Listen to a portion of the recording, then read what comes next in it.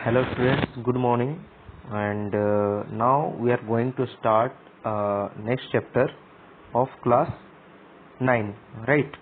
और नौमा क्लास का जो आपका क्षितिज का बुक है हिंदी का, इसमें हम लोग क्या करने वाले हैं, आज चैप्टर 2 करने जा रहे हैं। और जो आपका चैप्टर 2 है इसका नाम है लहासा की ओर। क्या नाम है इसका चैप्टर का 2 का नाम? लहासा की ओर। समझ रहे हैं बात? लहासा की ओर। ये जो चैप्टर है आपका 2, इसको लिखे कौन है? इसको लिखे हैं राहुल सांकृत्यायन। यहाँ पे आपको नाम थोड़ा सा दिख रहा होगा तो ठीक है, नहीं दिख रहा होगा तो मैं लिख देता हूँ राहुल।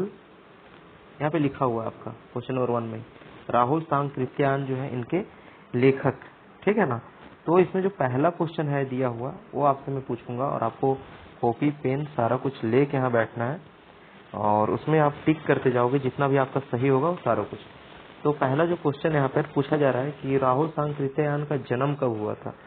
तो आपको पता होगा, कहानी पढ़े होंगे तो आप बता सकते हैं, और नहीं अगर पता है तो कोई बात नहीं है, मैं यहाँ बता दूंगा कि राहुल सांकृत्यायन का जन्म कब हुआ था। 1886 में हुआ था, 1888 में नहीं हुआ था, 1893 में भी नहीं हुआ था, 1895 में भी नहीं हुआ था। कब हुआ था? 1886, ठीक है। 1886 में इनका जन्म हुआ था। आजमगढ़ के किस जिला में, आजमगढ़ के किस जिला में राहुल सांकृत्यायन का जन्म, राहुल सांकृत्यायन का जन्म हुआ था? आजमगढ़ के किस जिला में?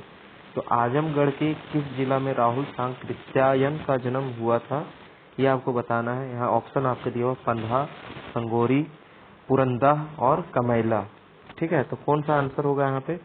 हाँ, कौन सा होगा? पंधा में इनका जन्म हुआ था, पंधा में इनका जन्म हुआ था। संगोरी में नहीं हुआ था, पुरंदाह में भी नहीं हुआ था, कमेला में भी नहीं हुआ था। जो राइट ऑप्शन है आपका, राइट ऑप्शन वो क्वेश्चन नंबर 4 है। उसके बाद नेक्स्ट जो यहाँ पे दिया हुआ है, राहुल सांकृत्यायन का मूल नाम क्या था। तो बहुत ही अच्छा क्वेश्चन है कि जैसे आप पढ़ रहे थे मुंशी प्रेमचंद के बारे में, 2 बैलों की कथा, तो उसमें भी आपको मूल नाम आपको ध्यान रखना है। उनका मूल नाम जो था धनपत राय नाम था। क्या नाम था? धनपत राय। अब इसमें जो राहुल सांकृत्यायन का जो मूल नाम है वो आपसे पूछ दिया है क्वेश्चन नंबर 3 में, तो आपको यहाँ पे बताना है कि राहुल सांकृत्यायन का मूल नाम क्या था, ठीक है। तो मूल नाम जो इनका था वो क्या था आपको बताना है। तो मैं आपको बता दूं, केदार पांडे इनका मूल नाम था। क्या नाम था? केदार पांडे। राहुल सांकृत्यायन का मूल नाम क्या था? केदार पांडे। राहुल पांडे नहीं था, ठीक है, मूल नाम राहुल पांडे नहीं था। कुमार विश्वास नहीं था। कुमार विश्वास तो अभी बहुत ही बड़े आपके जो है कवि हैं भारत के, ठीक है। तो कुमार विश्वास एक अलग चीज है। और केदार पंडित नहीं है, केदार पांडे। क्या है? केदार पंडित नहीं है, केदार पांडे जो है इनका मूल नाम है, ठीक है। अगला है क्वेश्चन है 4था नंबर, राहुल सांकृत्यायन का देहांत कब हुआ था। तो इनका देहांत कब हुआ था, ठीक है, इनकी मृत्यु कब हुई थी वो बताना है क्वेश्चन नंबर 4 में। तो इनकी मृत्यु जो है 1963 में हो गया। इनका राहुल सांकृत्यायन का मृत्यु कब हुआ था? 1963 में, ठीक है। अगला जो है दिमागी गुलामी के रचनाकार कौन थे। तो आप दिमागी गुलामी के रचनाकार आप पढ़ रहे हैं यहाँ पे राहुल सांकृत्यायन के बारे में। लहासा की ओर नाम है और किताब में आपका दिया हुआ।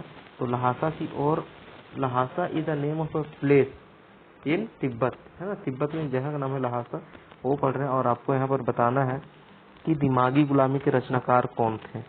तो दिमागी गुलामी के रचनाकार जो हैं, आप राहुल सांकृत्यायन के बारे में पढ़ रहे हैं तो इन्हीं के बारे में आपको लिखना है कि दिमागी गुलामी के जो है लेखक रचनाकार जो हुए आपके राहुल सांकृत्यायन हुए। प्रेमचंद नहीं है भाई साहब, प्रेमचंद नहीं होंगे, श्रीकांत त्रिपाठी निराला भी नहीं होंगे, दिनकर भी नहीं है। जो राइट ऑप्शन है यहाँ पे राहुल सांकृत्यायन, ठीक है। राहुल सांकृत्यायन द्वारा रचित पुस्तकों की रचना लगभग कितना है। तो ये लगभग 150 से ऊपर किताब छाप चुके थे। इसका जो राइट ऑप्शन होगा 150 होगा, ठीक है ना, 150, ठीक है। बहुत ही बड़े लेखक हुए अपने टाइम के ये, क्योंकि 150 किताब लिखना बहुत बड़ी बात है। आदमी एक साल में एक बुक नहीं पढ़ पाता और ये यहाँ पे पूरा 150 किताब लिख दिए हैं, तो इनके लिए एक बहुत ही बड़ी उपलब्धि है, ठीक है। अगला जो है नेक्स्ट क्वेश्चन जो है यहाँ पे, लहासा की ओर की कहानी के लेखक कौन है। तो ये भी प्रेमचंद नहीं होगा, निराला नहीं होगा, दिनकर भी नहीं होंगे, आपके राहुल सांकृत्यायन के जो है यहाँ पे लहासा की ओर के लेखक हैं। आपको यहाँ ध्यान होना चाहिए लहासा कहाँ स्थित है। तो लहासा जो है, Lhasa is the name of a place which is situated in Tibet कहाँ पे है? तिब्बत में स्थित है। और तिब्बत जो है आपका चीन का हिस्सा, भारत का हिस्सा नहीं है, बांग्लादेश में भी नहीं है, आपका श्रीलंका में भी नहीं, चीन में है ना। चलिए अगला नेक्स्ट जो है आपका यहाँ पे दिया हुआ 9 नंबर क्वेश्चन। तो 9 नंबर क्या दे रखा है यहाँ पे वो बताना है। लहासा की ओर में व्यापारिक रास्ते के साथ साथ किनका रास्ता था? तो व्यापारिक रास्ता तो था ही, और साथ में कौन सा रास्ता था? वो वही रास्ता किस चीज के लिए इस्तेमाल होता था? तो सैनिक रास्ता भी था। लहासा की ओर में व्यापारिक रास्ता के साथ साथ किनका रास्ता था? तो सैनिक का रास्ता था। ठीक है, व्यापारिक रास्ता के साथ साथ। चलिए तिब्बत में कौन सी बातें नहीं थी? तो तिब्बत में कौन सी बातें नहीं थी? अगर आप कहानी पढ़े होंगे तो आराम की बात, ठीक है, छुआछूत का बात, तकलीफ का बात, या तो इनमें से सभी। तो कौन सा होगा यहाँ 10 नंबर का आंसर? हाँ, तो हाँ आराम की बातें नहीं थी, मीन्स वहाँ पे आराम बहुत मुश्किल है भाई, आराम ऊंचाई वाला जगह पे है। छुआछूत का भी बात नहीं था वहाँ पे, ठीक है। मतलब अगर देखा जाए तो कौन सी बातें नहीं थी? तो यहाँ पे सभी बातें थी, तकलीफ भी है, आराम भी है, छुआछूत का बात नहीं है।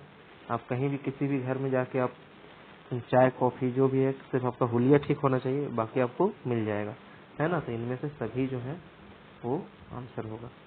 यात्री के 5 साल बाद, यात्री के 5 साल बाद लौटने पर रास्ते पे कौन मिला? तो कौन मिला रास्ते में? 11 नंबर, 11 नंबर था रास्ते में कौन मिला था? तो रास्ते में कौन मिला 5 साल बाद?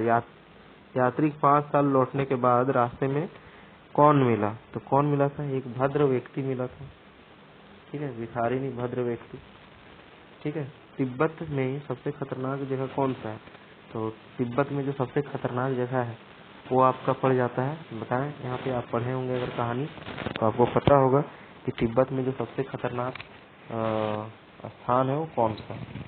तो कौन सा है भाई तिब्बत में सबसे खतरनाक स्थान? वो बताने हैं आपको, ठीक है। तो चलिए बताइए जल्दी से, तिब्बत में सबसे खतरनाक जो स्थान है कौन सा है?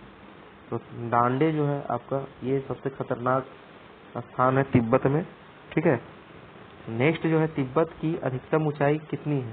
तो तिब्बत का अधिकतम ऊंचाई कितना है? ये हजारों फीट ऊंचा है आपका, 16-17 हजार फीट ऊंचा होना चाहिए। हाँ, तो इसका 18-19 हजार नहीं होगा, 16-17 हजार फीट ऊंचा पे, ठीक है ना। एकदम बहुत ही एक्सट्रीम प्लेस है डांडे, और ऑक्सीजन लेवल वगैरह सारा कुछ यहाँ पे बहुत ही नॉर्मल नहीं होता है, कम होता है ऑक्सीजन लेवल, और लोगों को बहुत सारी परेशानी होती है। तभी यहाँ पे क्वेश्चन आपका बना था कि इनमें से कौन से जो है यहाँ पे तिब्बत में कौन सी बातें नहीं है? तो आराम की बात नहीं है, तकलीफ है वहाँ पे, ठीक है ना। तकलीफ तिब्बत में कौन सी बातें नहीं थी? तो कौन सी बातें नहीं थी? तो इनमें से सभी बातें नहीं थी, है ना। आराम भी नहीं है, तकलीफ भी नहीं है वहाँ पे, और छुआछूत भी नहीं है, ठीक है। आई होप आपको ये समझ में आया होगा। अभी हम लोग 13 क्वेश्चन किए हैं, 14 नंबर भी क्वेश्चन करना है हम लोग को, तो आइए देखते हैं। तो 14 नंबर जो क्वेश्चन है आपके सामने, तिब्बत में किस कारण लोगों को दूर तक नहीं देखा जा सकता था? तो क्या कारण था जो दूर तक नहीं देख सकते थे? आप बताएं यहाँ पे क्या कारण था जिसके कारण तिब्बत में दूर तक आपको दिखाई नहीं देगा? तो तिब्बत में जो है दूर तक दिखाई नहीं देने का रीजन क्या हो सकता है? नदियों के मोड़ एवं पहाड़ों के कोणों के कारण, कुहासा के कारण, और अति वृष्टि के कारण, या ओला के कारण। तो नदियों के मोड़ एवं पहाड़ों के कोणों के कारण। भाई पहाड़ है ऊंचा ऊंचा, और वहाँ पे क्या है कि लोगों को दूर तक नहीं देख सकते हैं, और तो इस कारण से जो यहाँ पे पहला ऑप्शन जो 14 का वो सही हो जाएगा। तिब्बत में कौन सा कानून नहीं है? तो कौन सा कानून नहीं है तिब्बत में, है ना। तिब्बत में कौन सा कानून नहीं है? ठीक है, कौन सा कानून नहीं है तिब्बत में? तो शिक्षा का कानून है वहाँ पे, ठीक है। आपका मतदान का भी कानून है, मजदूरी का कानून है, लेकिन हथियार का कानून वहाँ पे कहानी में नहीं है। सभी लोग वहाँ पे धड़ल्ले से हथियार लेके घूम रहे हैं, घर में हर तरह का जो है हथियार रखे हुए हैं, और वो अपने सेफ्टी के लिए रखे हैं, है ना, अपने हिसाब से रखे हुए हैं। तो यहाँ पे हथियार का कानून नहीं है। लेखक को दिक्कतें होने पर वो क्या करने लगता था? लेखक को वहाँ अगर कोई दिक्कत हो रहा है तो वो क्या कर रहा है, ठीक है, किस तरह से वो अपने दिक्कत को दूर कर रहा है। तो दिक्कत होने पे लेखक क्या कर रहा है, पे लेखक को दिक्कत होने पे वो क्या करने लगते थे, तो पलट जाते थे, नहीं, दोस्ती करने लगते थे, नहीं, भीख मांगते थे, हाँ, वो भिखारी के भी काम किए हैं, वहाँ पे भिक्षा मांग के भी अपना काम चलाया है। तो नेक्स्ट जो है यहाँ पे अगला जो है, तिदाड़ी का मैदान किस प्रकार का था, तिदाड़ी का मैदान किस प्रकार का था। तो 17 नंबर क्वेश्चन, तिदाड़ी का मैदान जो था किस प्रकार का था, समुद्र सा, नहीं, समुद्र सा नहीं था, मैदान सा नहीं, पठार सा नहीं, टापू से था। तिदाड़ी का मैदान जो था वो टापू जैसा था। तिब्बत के मंदिर में किनके वचन की हस्तलिखित पोथियां रखी हुई है, किनके वचन की हस्तलिखित पोथियां रखी हुई है, तो आपको बताना है 18 नंबर का क्वेश्चन का आंसर कि किनकी है। तो गौतम बुद्ध की पोथियां रखी हुई हस्तलिखित, किनकी, गौतम बुद्ध की। और इस वजह से वहाँ पे गौतम बुद्ध के बहुत सारे फॉलोअर हैं उस एरिया में, तिब्बत में भी, चीन में भी, जापान में भी, है ना। तो गौतम बुद्ध के बहुत सारे वहाँ पे फॉलोअर्स हैं। अगला जो है यहाँ पे 19 नंबर क्वेश्चन, मंदिर में रखे पोथियों की संख्या लगभग कितनी थी। तो मंदिर में कितने पोथी लगभग रखे हुए थे, तो आपको बताना है 110 थे, 120 थे, 125 थे, या तो फिर 103 थे। तो यहाँ पे 103 जो है वो राइट आंसर है, ये गलत आंसर है, ये भी गलत आंसर है, और ये भी गलत आंसर है। लहासा की ओर प्रस्तुत पाठ क्या है, लहासा की ओर प्रस्तुत पाठ जो है, लहासा की ओर जो पढ़े क्या है, ये एक आपका अगर देखा जाए तो कहानी है, या नाटक है, या तो फिर कविता है, या यात्रा वृत्तांत है। ये यात्रा वृत्तांत है। यात्रा के समय में जो जो चीजें उनके साथ घटी वो लिखें, तो यहाँ पे क्या हो जाएगा, एक यात्रा वृत्तांत है। समझ रहे बात। डांडा क्या है, डांडा आपको बताना है कि डांडा क्या है। डांडा जो है यहाँ पे ऊंची जमीन है, नदी द्रोण है, पहाड़ है, या क्या है डांडा यहाँ पे, वो बताएं डांडा के बारे में, डांडा है क्या। तो डांडा के बारे में अगर बात किया जाए तो डांडा जो है एक ऊंची जमीन है। क्या है डांडा, ऊंची जमीन को कहा गया है। गहरी जमीन नहीं होगा, नदी द्रोण नहीं होगा, पहाड़ भी नहीं होगा। अगर बात किया जाए यहाँ पे भाटिया, तो भाटिया क्या है, भाटिया का अगर बात किया जाए तो सॉरी भाटिया नहीं, भाटिया क्या है, तो भाटिया जो है यहाँ पे भार वाहक को कहा गया है। जो बोझा ढोने का काम कर रहे थे उसको भाटिया कहा गया है, ठीक है ना।